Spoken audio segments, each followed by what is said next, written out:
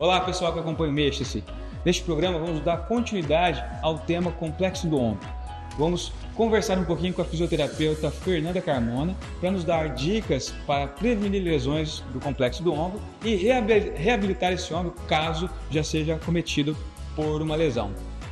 Mexa-se.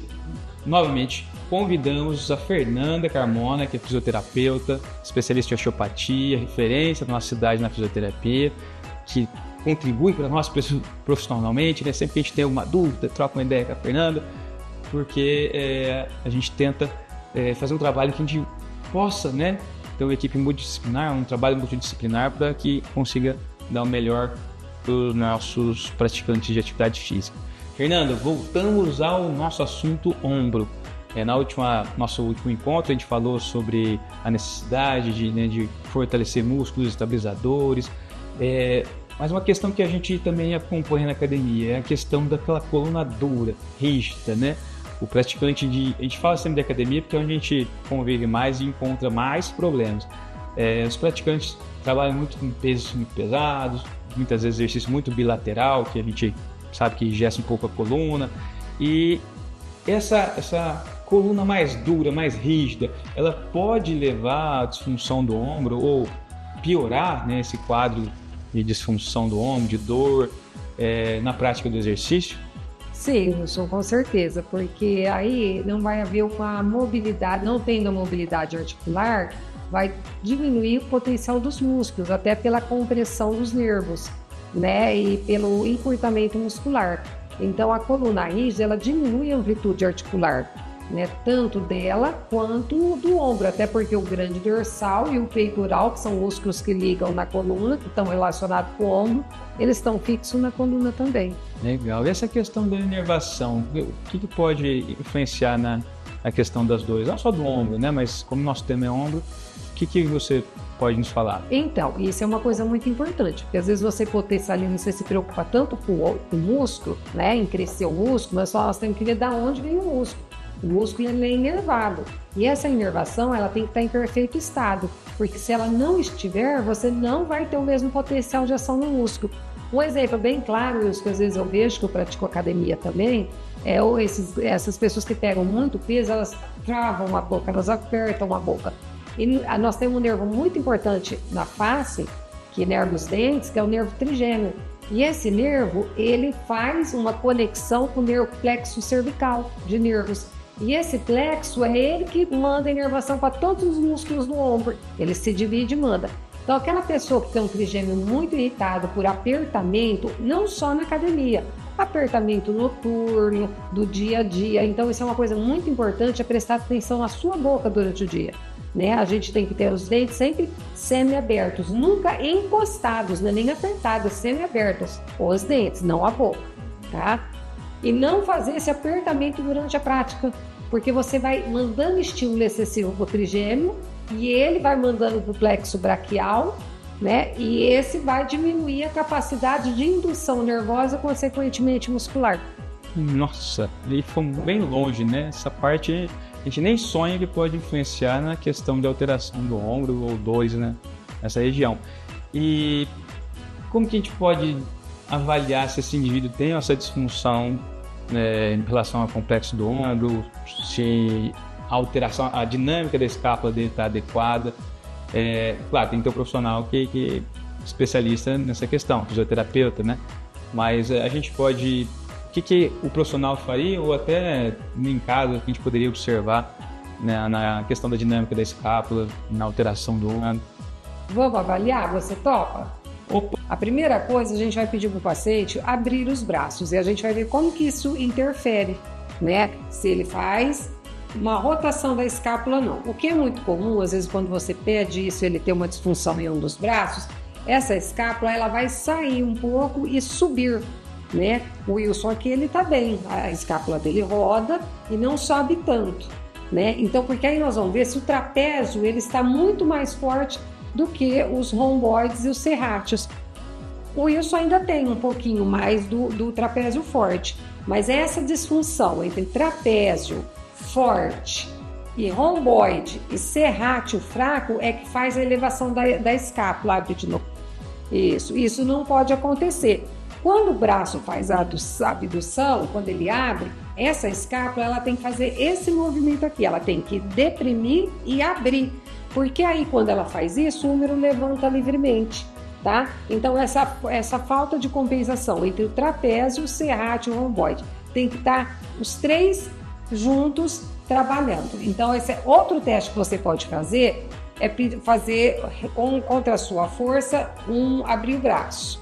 Se tiver dor, já mostra que ele vai ter algum comprometimento do manguito. Se ele não tiver dor na resistência, pode abrir. Tá bom, não tem dor, mas ele tem dor na abertura total. Pode abrir. Aí ele é sinal que ele está com a bursa comprimida. E aí, se ele tiver dor só na abertura e não tiver na resistência, é sinal que é o complexo articular que está desregulado e não somente a parte muscular. Eu acho que principalmente que é feito rapidamente numa academia é essa avaliação. Fernanda, então a gente fez a avaliação e agora como que a gente vai fazer esse processo de reabilitação? Quais exercícios seriam indicados para a gente melhorar essa dinâmica dos músculos escapulares? Tá, vamos lá. Então, a gente pode fazer os posteriores, tá? Sim. Prestar atenção aqui, não sobrecarregar o punho, pode fazer com a mão aberta.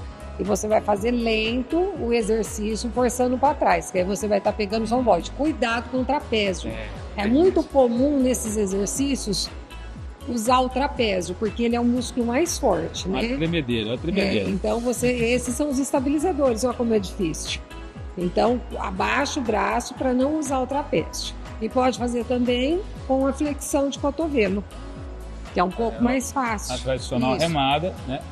Mas nunca utilizando o trapézio, tá? Esquece, abaixa o ombro, deprime o ombro que você não utiliza o trapézio. Tem que pensar lá nas escápulas, né? Isso, juntando as escápulas, unindo as escápulas. Isso. E em relação ao manguito que a gente estava comentando, a rotação externa é válida para esse? Com certeza. Aí o que nós vamos fazer? Diminuir a carga, que é um músculo um pouco mais fraco, então nós vamos reduzir a carga, nós vamos fixar o cotovelo na cintura, manter alinhado o punho, e aí nós vamos fazer a rotação, sem fazer a extensão do punho, não pode compensar com o punho. Legal. Aquela hora a gente estava comentando, o pessoal usa a máquina às vezes de crossover, né? Peso, e faz o movimento errado, utiliza o tronco. Não, né? Então melhor uma carga mais moderada, mais leve. Adução, braço colado no tronco. Sem usar ativação de trapézio. Sem usar o trapézio. No caso aqui nós estamos fazendo a rotação externa, mas nós também temos a rotação interna no outro braço, a rotação interna, né? Que aí nesse caso, mesmo jeito, o braço colado no corpo e faz a rotação interna. São os principais exercícios do manguito. Legal, muito bom. Tá vendo? São exercícios simples. É claro que a gente tem uma borracha um pouco mais específica, mas a gente pode adaptar isso numa academia com vários materiais. No dia a dia, que é a própria reabilitação. E, inclusive, podendo ser feito em casa, já que não exige equipamentos mais modernos ou mesmo com peso muito elevado, né?